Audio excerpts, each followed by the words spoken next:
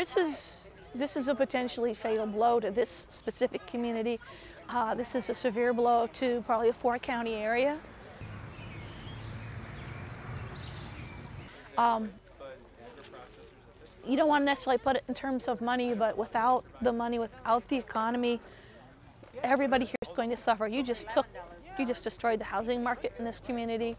A lot of the businesses were going to permanently close. The people aren't there to buy the goods.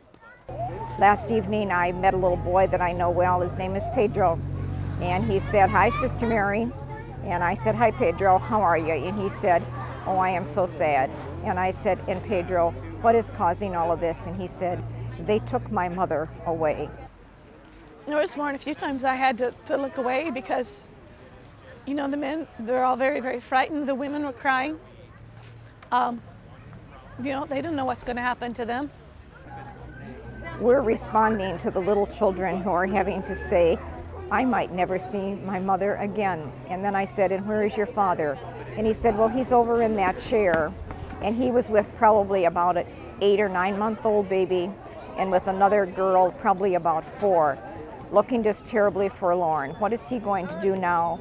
How is he going to provide for the children? I don't know where he was working. If he was working at the plant on another shift, he's going to be afraid to go back there. And he's got these 3 little children saying to them, "Where is my mother?"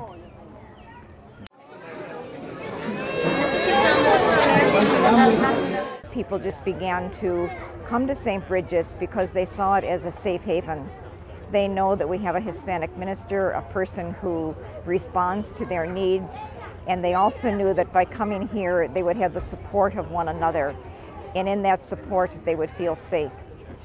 We never expected to have the numbers that we had. We never expected that this would go on for the extent.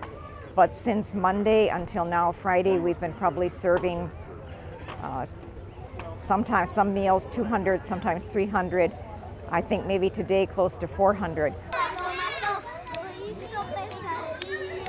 I was raised that, you know, if you see something that's wrong, you should step forward and you should intervene, you should do something. And there was nothing that I could do. There was nothing that would have made any difference. I had to just stand there and watch and do nothing. I noted the statement made by I.C.E. when they reported at 2 o'clock that this raid had taken place.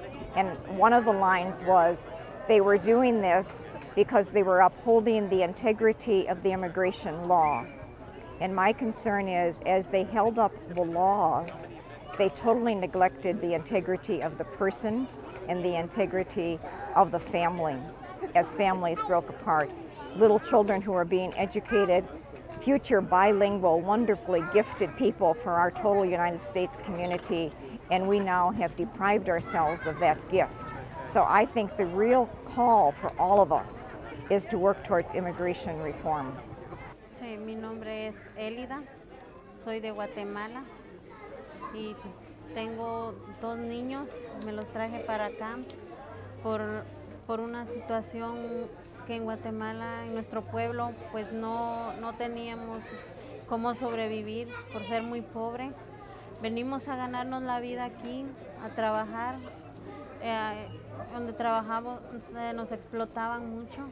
Nosotros no nos quedó de otra que aceptar todo lo que trabajábamos, porque sabíamos que necesitábamos el dinero y creo que para nosotros es muy injusto lo que están haciendo ahorita con nosotros, porque después de que necesitaron de nuestras manos para hacer estas labores, ahora nos estén pagando así y si se pueden dar cuenta, todas las personas aquí estamos traumadas por lo que pasó.